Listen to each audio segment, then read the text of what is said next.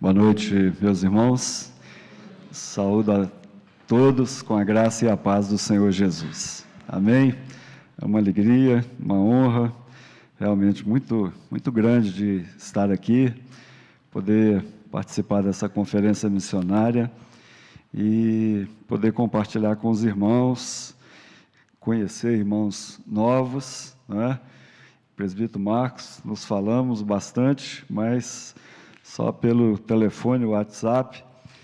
Pastor Luiz, uma honra conhecê-lo, estar aqui. Agradeço ao senhor, ao conselho da igreja, por essa oportunidade. Meus irmãos, essa apresentação toda, divide por uns 10, fica melhor. Mas já desde o tempo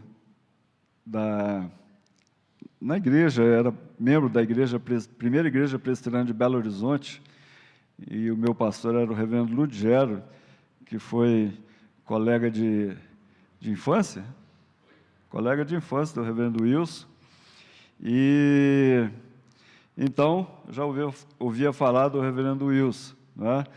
E depois também, conhecendo mais, esteve lá na igreja também, algumas vezes.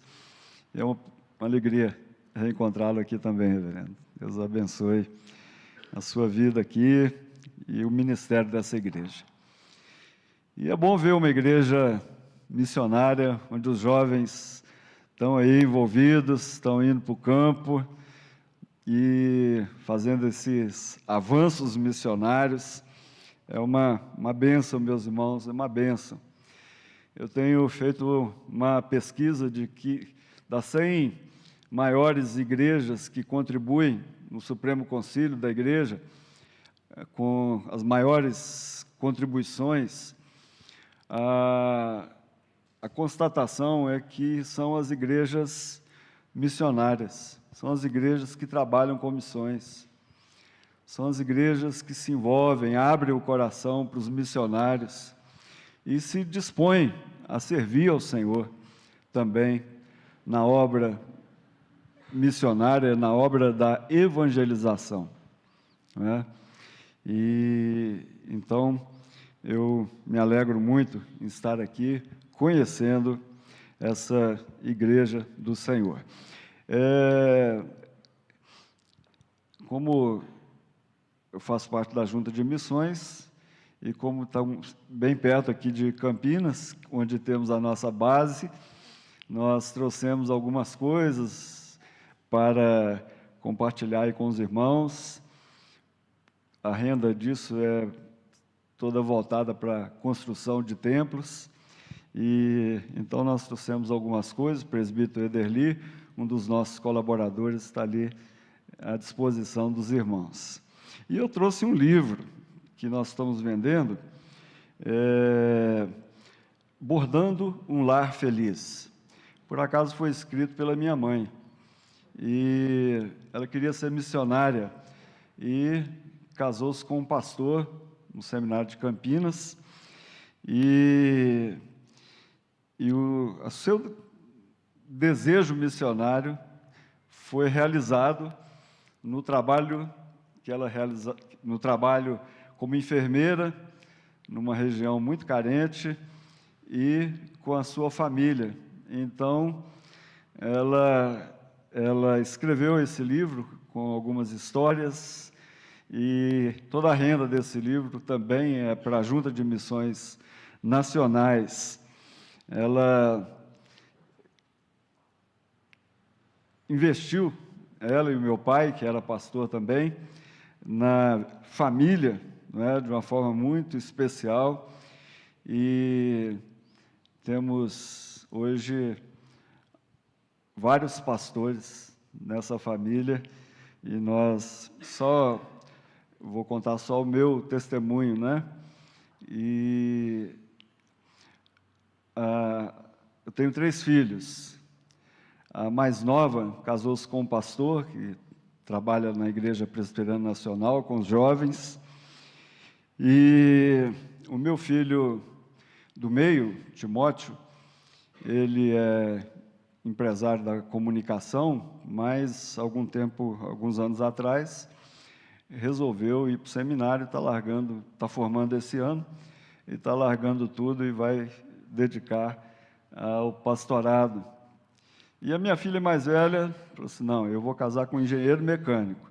E casou com um engenheiro mecânico. Aí o engenheiro mecânico resolveu largar a engenharia, foi para o seminário, é missionário da junta, e está terminando o seminário também, para se dedicar integralmente ao trabalho do Senhor.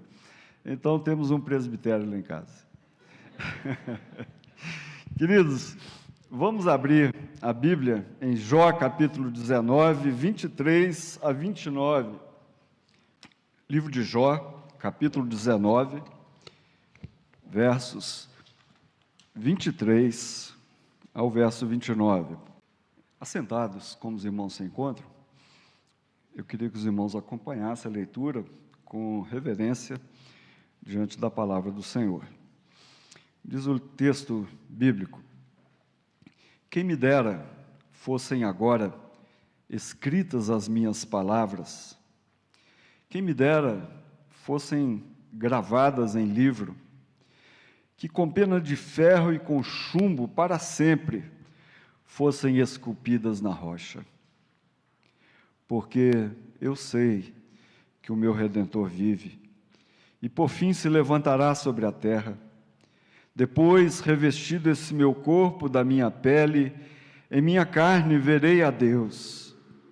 Vê-lo-ei por mim mesmo, os meus olhos verão, e não outros. De saudade me desfalece o coração dentro de mim. Se disserdes, como o perseguiremos? E a causa desse mal se acha nele. Temei, pois, a espada, porque tais acusações merecem o seu furor, para saberdes que há um juízo. Que Deus nos abençoe, meus irmãos, com a leitura da palavra de Deus. Missão de adorar e fazer conhecido a salvação, o Deus da nossa salvação.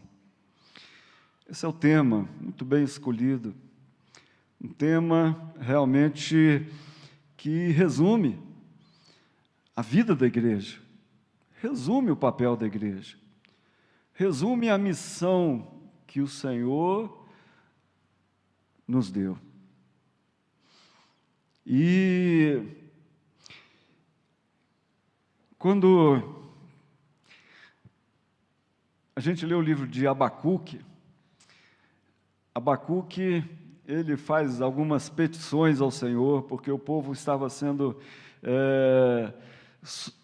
sofrendo pela invasão dos assírios, um povo violento, um povo terrível. E Abacuque pede uma resposta ao Senhor, e o Senhor respondeu da seguinte maneira: Abacuque, escreve e grava sobre tábuas, para que possa ler até quem passa correndo. Hoje nós vivemos no mundo da comunicação, não é?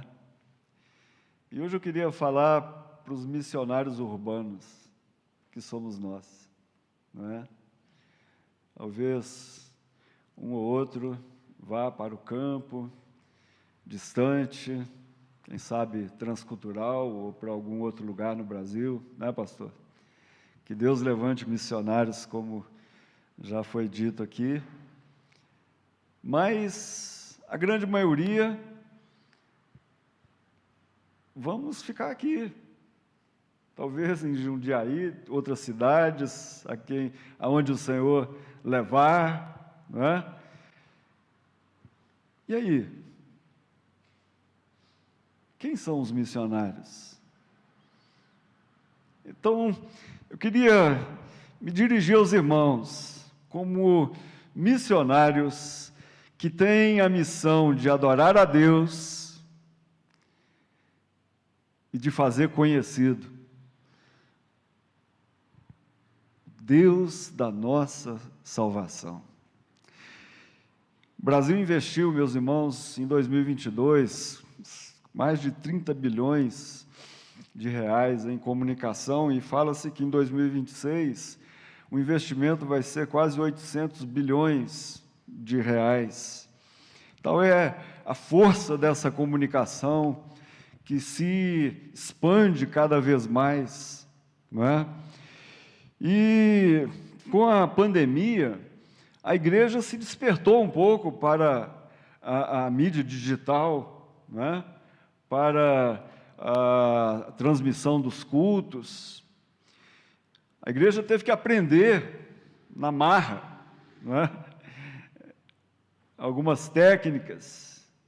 Aí teve que chamar todos os adolescentes e jovens para poder ensinar para nós, os analógicos, não é? Como fazer, como proclamar. Mas o que nós temos visto, meus irmãos, é que agora nós saímos de um extremo e a gente está indo para outro, porque a igreja, ela está confiando demais no marketing digital e a evangelização agora, ela se concentra apenas no WhatsApp, ela se concentra, ficamos satisfeitos em transmitir o culto para a internet, nós ficamos satisfeitos, às vezes, em mandar um versículo para uma amiga, para um amigo, e nós estamos nos perdendo como testemunhas vivas, como a música que nós ouvimos no início do culto, cartas escritas, que precisam ser lidas nesse mundo. Esses são os missionários urbanos, não é? E o livro de Jó, meus irmãos, é um enigma. O livro de Jó é tremendo. Não sabemos nada da família de Jó, além das informações que o próprio livro coloca.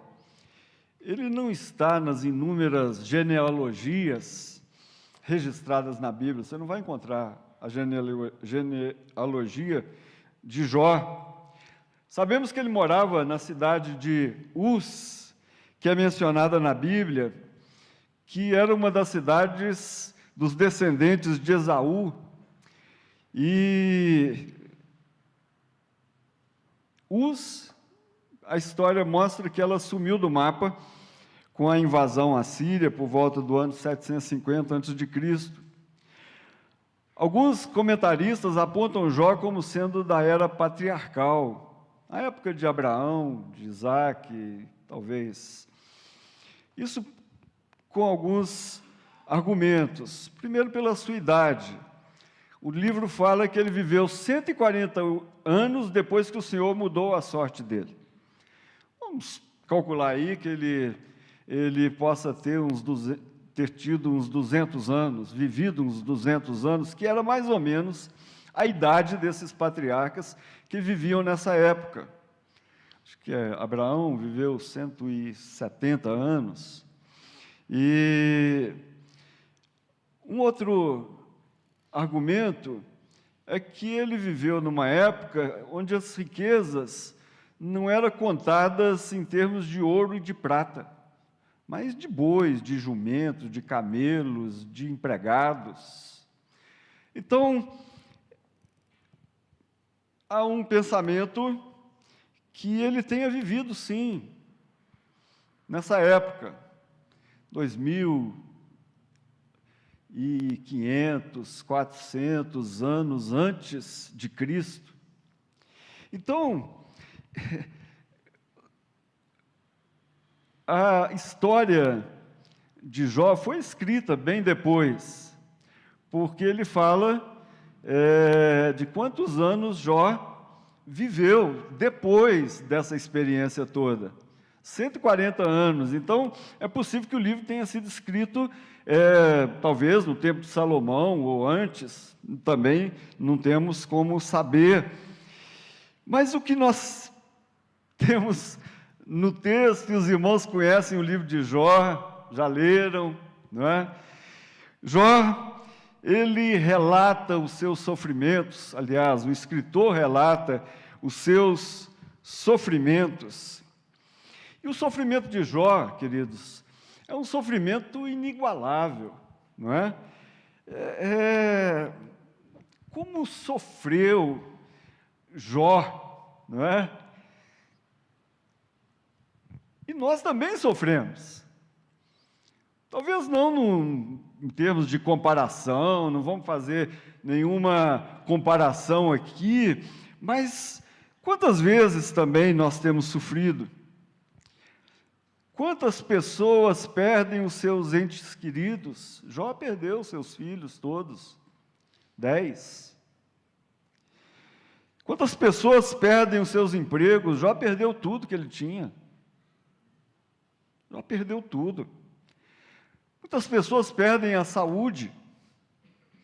Jó se tornou pele e osso, e na pele ainda possivelmente tenha tido um câncer de pele, porque pelo relato dá a ideia de que realmente era algo tenebroso.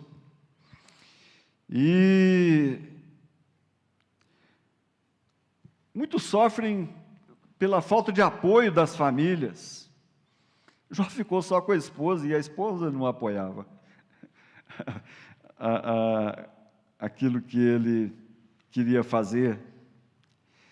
Então, meus irmãos, o que vemos nesse capítulo, especificamente, é que Jó ainda tem o desprazer de ver os seus amigos o acusando, não é?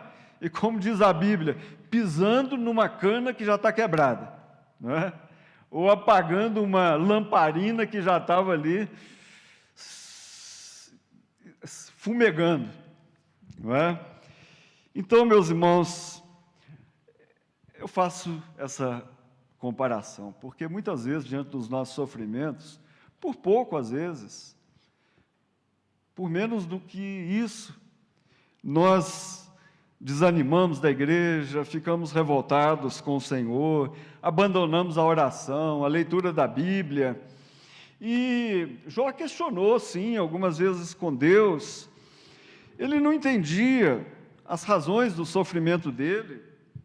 Ele não sabia que o Senhor tinha marcado uma reunião nas regiões celestes e estava ali o diabo, e um diálogo se travou a respeito de Jó, e a acusação do diabo de que Jó era fiel por conta de que ele tinha tudo.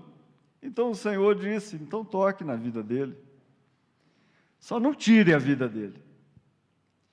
Então Jó não sabia disso, e ele então ficava na dúvida, não é? Mas durante todo o tempo, meus irmãos, do livro, o que nós vemos é um homem fiel, um homem que permaneceu crendo no amor e no cuidado do Todo-Poderoso. Jó, em nenhum momento, perdeu a sua fé. O que a gente pode chamar é que Jó era um crente raiz, não é? Alguém realmente fundamentado nas convicções que ele tinha a respeito de Deus. E aqui, meus irmãos, nesse texto, Jó, ele declara: eu gostaria que fossem escritas as minhas palavras em um livro. Eu gostaria que fosse escrito em um livro as minhas palavras. Eu gostaria de escrever com a pena de ferro e chumbo em uma rocha aquilo que eu penso de Deus. No meio de tanto sofrimento, meus irmãos, um homem que não tinha ainda nem a consciência de como seria o nascimento de Jesus tantos anos antes, não é? Mas ele já firmou a sua fé na certeza de que Deus era o Senhor da sua vida, que Deus ia dirigir a sua caminhada, que Deus ia cuidar da vida dele, que Deus ia realmente conduzi-lo a uma vida eterna. Meus irmãos, Jó queria que seu testemunho fosse escrito. Eu fico impressionado de ver um homem, talvez sozinho na região dele, não é? Disposto a testemunhar, a pagar um preço pelo Evangelho. Um homem que estava disposto a adorar a Deus com seu testemunho, e além disso ele tinha o desejo de fazer conhecido o Deus da sua salvação. Esse era o pensamento, o desejo que havia no coração de Jó. Quem me dera fosse escrito no livro as minhas palavras.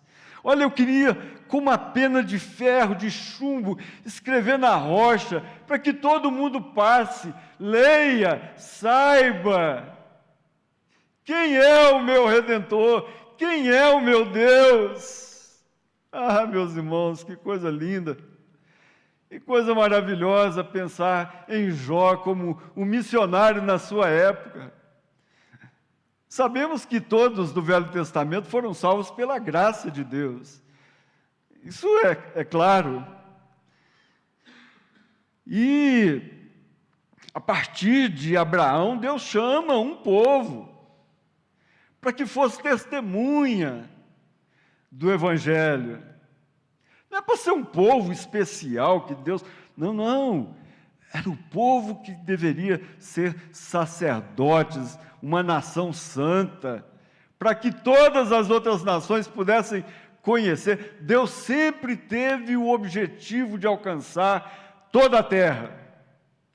Na primeira página do livro de Gênesis, nós vamos ver isso. Deus criou o homem à sua imagem, à sua semelhança, e disse, agora, olha, Deus os abençoou e disse, multiplicai-vos e enchei a terra.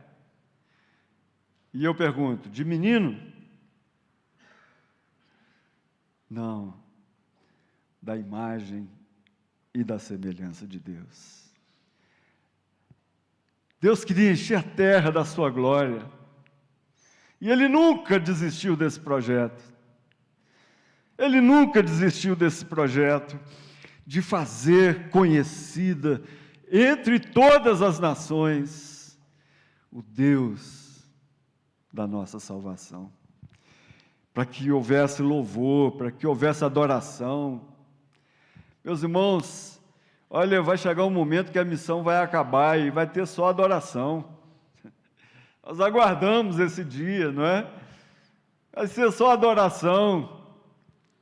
Mas enquanto nós estamos aqui, o Senhor espera de nós que sejamos missionários urbanos. Missionários dentro da nossa casa, dentro do nosso trabalho, na faculdade, no colégio, no ensino médio, onde for.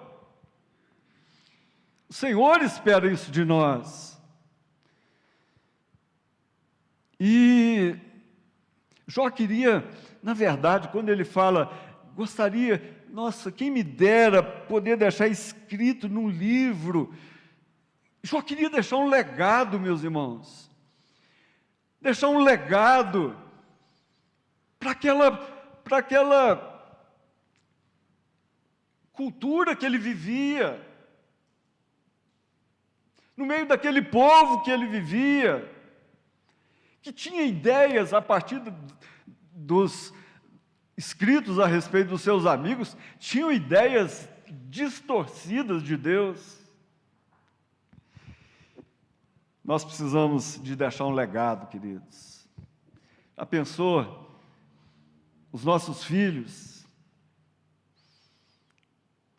que estão pequenos hoje, quando entrarem na universidade, o que eles vão encontrar ali, se hoje a situação já é calamidade pura? Qual o legado? Eu já estou na fase de deixar o legado para os meus netos. Tenho apenas 8. E estou orando para Aumentar. Fala um amém para mim, pastor. Oh, agora eu estou abençoado. 8 mesmo. A mais velha tem 5 anos. Então, quando junta todo mundo lá em casa, imagine o caos, né? Imagine o caos, mas é bênção demais. Então, nós precisamos deixar um legado para essa juventude, para os adolescentes, para os jovens. Eles precisam ver em nós. Olha, os amigos, os companheiros de trabalho precisam ver em nós o que nós cremos.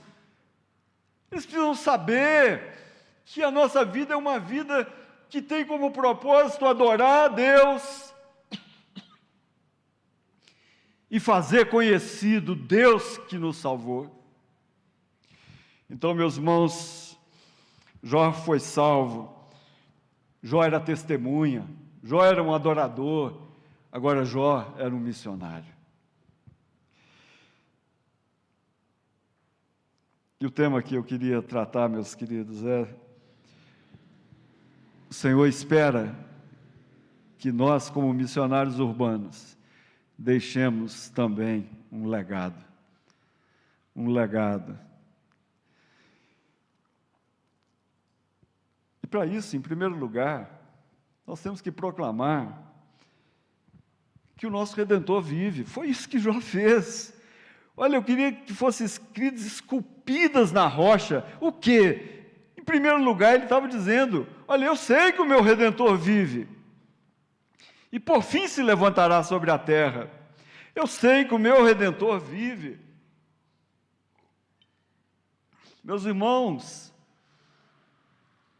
quando Jesus reuniu seus discípulos, e Lucas relata isso, Jesus fala, olha, Jesus abre os olhos dos discípulos para que eles pudessem enxergar nas Escrituras que tudo que ele passou ia se finalizar na sua morte, mas o seu poder ia ser manifesto na sua ressurreição. Essa era a mensagem.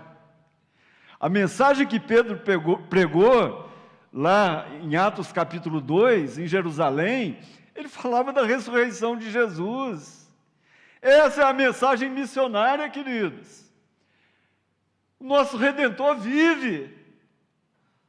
Eu fico imaginando a emoção de Maria Madalena ao encontrar seu mestre no jardim, ela ouvindo aquele homem, achando que é o jardineiro, de repente Jesus a chama pelo nome, Maria. Aí eu fico imaginando que ela gelou todinha, porque só Jesus a chamava assim, e ela conheceu pela voz, é Jesus. Aí eu fico pensando naqueles discípulos de Emaús, depois de ouvir aquele homem falando das Escrituras, dos Salmos, dos profetas, e eles o convidam para entrar, ele fica, e na mesa, quando ele parte o pão, aqueles discípulos olham e falam assim, é Jesus. Que emoção, meus irmãos, o nosso Redentor vive, aleluia! O nosso Redentor vive. Meus irmãos, o túmulo vazio é o berço da igreja. A sua vitória sobre a morte é o nosso estandarte, é a nossa bandeira, é a nossa mensagem, é a nossa proclamação. Nós precisamos de crer que o nosso Jesus, o nosso Salvador, Ele não está morto, Ele não está numa cruz pregado, Ele está vivo. Ah, queridos, podemos divulgar como desejava Jó, que nem ficou sabendo que as suas palavras foram escritas realmente no livro, não é? Nós podemos divulgar que o nosso Redentor vive. Paul Washer, ele afirma que quem não anuncia a ressurreição histórica de Jesus não tem nada a falar à igreja. ninguém tem nada a aprender com ele, pois nem são cristãos. Nós temos que proclamar que o nosso Jesus é ressurreto, Ele vive, eu sei que o meu Redentor vive. Meus irmãos, imagine mais de 2000 anos antes. Olha, ele não tinha ouvido profeta nenhum ainda anunciando a vinda de Jesus. Mas no seu coração, A.W. Tozer, ele fala que crente é um povo doido, né? É um povo que tem saudade de uma coisa que eles nem conhecem. Tem saudade de uma pessoa que eles nunca se encontraram presencialmente, já que é a palavra da vez agora, né? O que é virtual ou presencial. Nós, meus irmãos, Jó fala, eu tenho saudade. Que coisa impressionante. Ele nem ouviu ainda uma profecia de que Jesus ia ser morto, crucificado, mas ele tinha certeza que o Redentor dele ia se levantar. Ele ia se levantar, meus irmãos, se levantar sobre a terra. Essa é a mensagem do missionário urbano. Essa é a mensagem da adoração. Essa é a mensagem da proclamação. Amém, igreja? Em segundo lugar, meus irmãos, proclame que você vai ver Jesus com seus próprios olhos. Proclame que você verá. Olha o que Jó fala. Depois, revestido esse meu corpo, da minha pele. Olha, ele já está falando da ressurreição do corpo. Revestido esse meu corpo, da minha pele, em minha carne, verei a Deus. Vê-lo-ei por mim mesmo. Os meus olhos o verão, e não outros. De saudade me desfalece o coração dentro de mim. Ah, meus queridos irmãos, olha, a Bíblia fala que todos os que se acham nos túmulos, João fala isso no capítulo 5, que ouvirão a voz do Filho do Homem, sairão, os que tiverem feito bem para a ressurreição da vida, e os que tiverem feito mal para a ressurreição do juízo. Então, Jó acreditava não só na ressurreição de Jesus, mas na dele, na nossa. Isso é impressionante, queridos. Essa é a mensagem mais linda que nós podemos pregar. Nós vamos ver o Senhor face a face. Talvez aqui todos conheçam, já ouviram falar da história de uma adolescente que foi fazer um mergulho e ela bateu a cabeça e ela teve uma fratura na coluna. E ela ficou tetraplégica. Algum movimento na mão, movimentos pequenos. E ela queria morrer, ela não tinha nenhuma perspectiva de futuro. O nome dela é Johnny. Então, os irmãos já identificam, né? E a sua história. Mas teve uma experiência com o Senhor Jesus ali naquela cama. Deus tinha um plano para aquela menina. E Deus mostrou para ela o que Ele queria fazer da vida dela. E ela pôs um lápis na boca e começou a aprender a escrever com lápis na boca. Ela pôs um pincel na boca e começou a pintar quadros, telas. Ela começou a escrever livros, aí ela foi dar o testemunho dela numa igreja, aí ela começou a ser convidada para ir em outras igrejas. Deus a abençoou para que ela se casasse, e ela viaja o mundo inteiro para falar da sua experiência, mas do que o Senhor fez na vida dela, uma menina que não tinha nenhum futuro. Mas o que eu mais gosto de Johnny, que é o que eu quero falar aqui, é que num dos seus livros, ela diz o seguinte: quando nós estivermos diante do Senhor Jesus, quando nós estivermos, e eu com as minhas pernas restauradas, os meus braços restaurados, podendo correr, podendo pular, podendo dançar, ela diz: a única coisa que eu quero é estar de joelhos diante de Jesus. Como diz o hino, eu quero estar de joelhos entre os santos, na mais humilde e vera adoração. Meus irmãos, nós vamos ver Jesus, nós vamos estar com Ele, nós vamos viver eternamente com Ele. Essa é a grande certeza. O reverendo Hernandes diz que o nosso último endereço não será a sepultura. Então, como não ter um coração missionário se nós cremos numa verdade tão tremenda como essa, pastor? Como não sermos proclamadores? Como não desejarmos escrever nas rochas, gravadas, esculpidas, o nosso testemunho, deixando gravado no coração dos nossos filhos, netos, da igreja, dos vizinhos: olha, por aqui passou uma pessoa que conhecia Jesus. É como a história escrita pelo reverendo Boanerges Ribeiro, do Sadhu Sundar Singh, não é? Apóstolo dos pés sangrentos.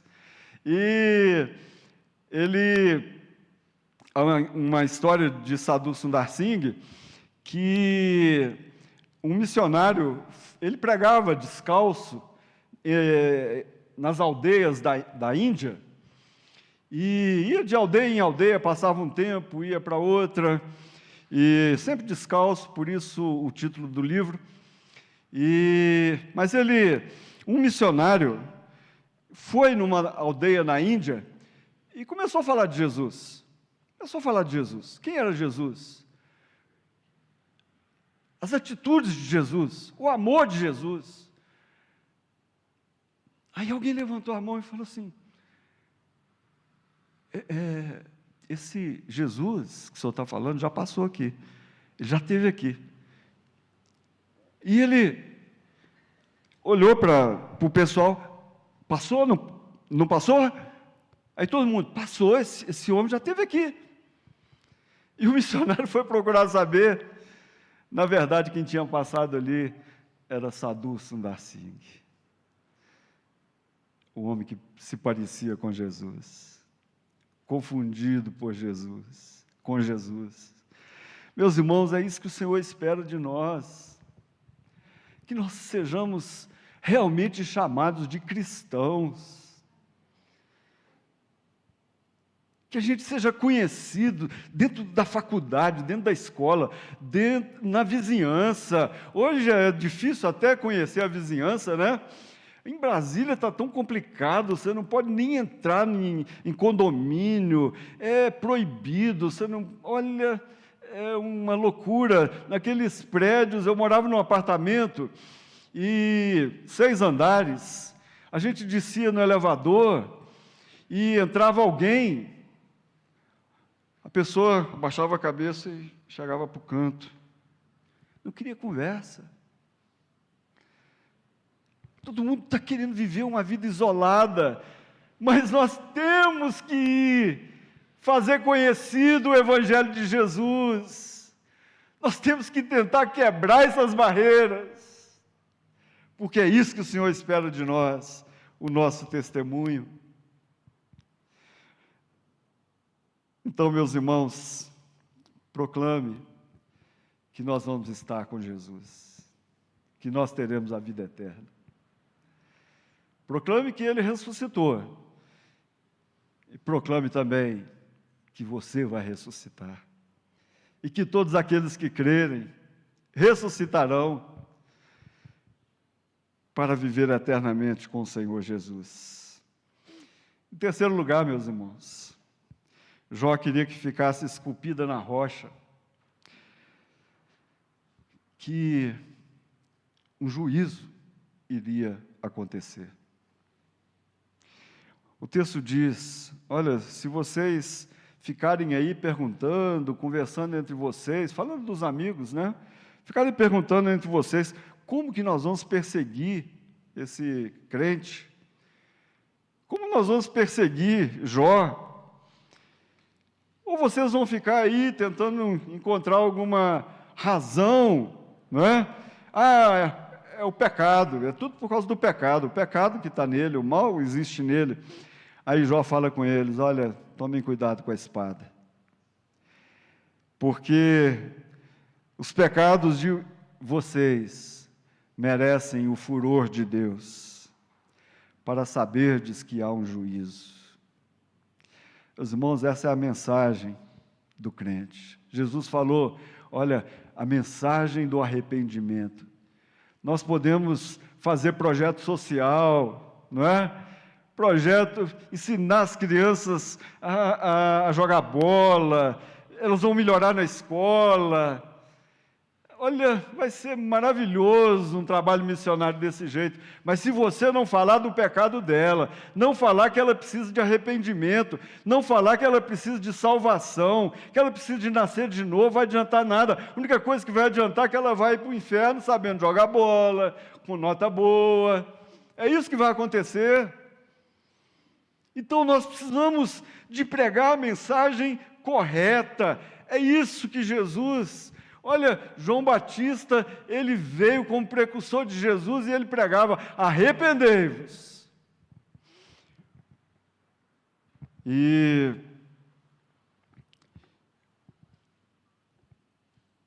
tem gente que tem medo, né? Mesmo os crentes têm medo do juízo. Alguém tem medo do juízo aqui, final? Eu ouvi um pastor pregando há pouco tempo, ele falou, tem gente que tem medo, porque falam que vai ter um telão. Não, pastor? Vai ter um telão mostrando os pecados de todo mundo. Tem gente que morre de medo desse telão. Aí ele, dando uma gargalhada, ele falou assim, meus irmãos, não tem telão. Não tem telão. A Bíblia fala a respeito do juízo, no Apocalipse capítulo 20, e fala que vão ser abertos livros. Eu fico imaginando, né? Pegar a letra M, né? E vai lá, Marcos, presbítero, opa! Aí quando começa a ler ali, aí o Marcos já começa a baixar a cabeça, né? Aí lá na letra O, Obedes, vergonha completa. Mas a Bíblia fala, meus irmãos, que vai ser aberto um outro livro, o livro da vida. E já nenhuma condenação há para aqueles que estão em Cristo Jesus. Amém? Aleluia, meus irmãos, mas nós temos que pregar essa mensagem de arrependimento. Jó queria que os seus amigos entendessem, olha, Deus, Ele vem com furor contra aqueles que se viraram contrários, viraram as costas, não cumpriram a sua vontade.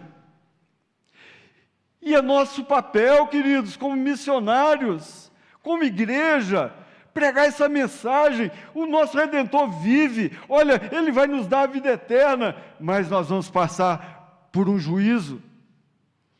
E aqueles que estão em Cristo, olha, passarão da morte para a vida. É isso que o mundo precisa saber, é isso que o mundo precisa conhecer. Então, meus irmãos, nós precisamos de esperar, aguardar o juízo com esperança. Mas enquanto ele não chega, nós temos que proclamar isso. Nós temos que pregar. Porque, meus irmãos, a hora que o Senhor abriu outro livro e lá na página do M e vai encontrar lá Marcos, presbítero da igreja de Jundiaí, olha, meu querido, seus pecados já foram todos esquecidos, louvado seja o Senhor por isso. Quando abri lá no meu nome, falei assim, olha, Entra, bendito do Senhor, possuir por herança o reino que está preparado antes da fundação do mundo. Não é isso, minha irmã? Louvado seja Deus. Essa é a mensagem da igreja, queridos. Essa é a mensagem do povo de Deus. Jó queria que aqueles homens, seus amigos, se arrependessem. Se arrependessem. E nós, meus irmãos, temos que entender algumas coisas, concluindo, não é? Que mesmo no sofrimento, nós, quando passamos por sofrimentos, e os amigos, a família mais próxima, elas sabem quando nós passamos por sofrimento. E a maneira que nós passamos pelo sofrimento, aí nós somos cartas que vão ser lidas. Aí sim nós vamos ser missionários ou não. E o mundo quer ver ao vivo, sabe? Esse negócio de internet é bom. Olha, as estatísticas falam que quem converte com a entrega de folheto é 1%, 2% das pessoas. É bom, 1% já é gente demais. Entregue folheto. Há quem converte com um programa de rádio e televisão, 4%. Olha, é ótimo, vamos fazer, porque 4% é gente demais. Mas a maioria se converte, queridos, são os familiares que estão em volta dos crentes, que leem essa carta viva, e quando passam por sofrimento, eles continuam cantando: vivo feliz, pois sou de Jesus, pois já desfruto o gozo da luz. Sou por Jesus herdeiro de Deus, Ele me leva para a glória dos céus. Canta, minha alma, canta ao Senhor. Rende-lhe sempre ardente louvor. Isso é adoração, meus irmãos. No meio do sofrimento, aí as pessoas veem como nós passamos pelos sofrimentos e elas se chegam e perguntam: o que você tem? É como Zinzendorf, o conde da igreja moraviana no século XVIII, ele falava, quando ele mandava um missionário, ele falava sempre essa frase: deixem que eles vejam que tipo de pessoas vocês são, para que eles perguntem: quem faz pessoas desse tipo? Isso tem que trazer, despertar o desejo no coração dos eleitos, para ouvir o nosso testemunho. Nós precisamos estar preparados. Pedro fala, estando sempre preparados para responder a todo aquele que vos pedir razão da esperança que há em vós. Então, meus irmãos, nós precisamos de estar preparados para pregar, para proclamar, como Jó.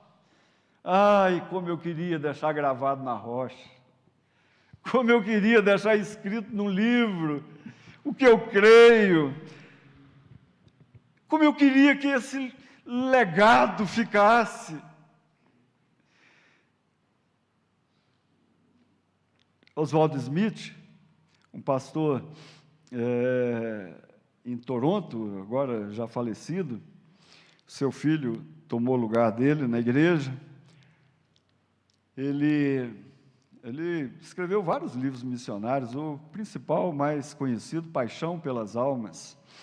E ele diz: por que alguém deveria ouvir o Evangelho 2 vezes, quando há pessoas que não ouviram nenhuma ainda? E nós ouvimos um domingo, no outro domingo, nós ouvimos na quarta, nós ouvimos na... A gente está sempre ouvindo, enquanto pessoas não têm a oportunidade de ouvir, porque nós não temos a coragem de sair da porta da igreja, não temos a coragem de sair da nossa casa, olhar no olho das pessoas e dar o nosso testemunho. Davi Botelho, o missionário líder da missão Horizontes, ele falando num congresso, ele termina, e eu vou terminar com as frases dele, e ele diz o seguinte: olha, missões, Deus inventou isso. Jesus morreu por isso. Paulo viveu isso. William Carey, que foi o pai das missões modernas, ele reiniciou isso. E ele então termina dizendo: e você? Está disposto a terminar isso? Não vamos confiar, meus irmãos, apenas na mídia. Nós vamos sair daqui hoje dispostos, comprometidos a dar o nosso testemunho, a falar, a resgatar o evangelismo pessoal que está ficando esquecido. Que o Senhor desperte o nosso coração. Que o Senhor fale ao nosso coração no nome de Jesus. Amém, meus irmãos. Deus abençoe a todos.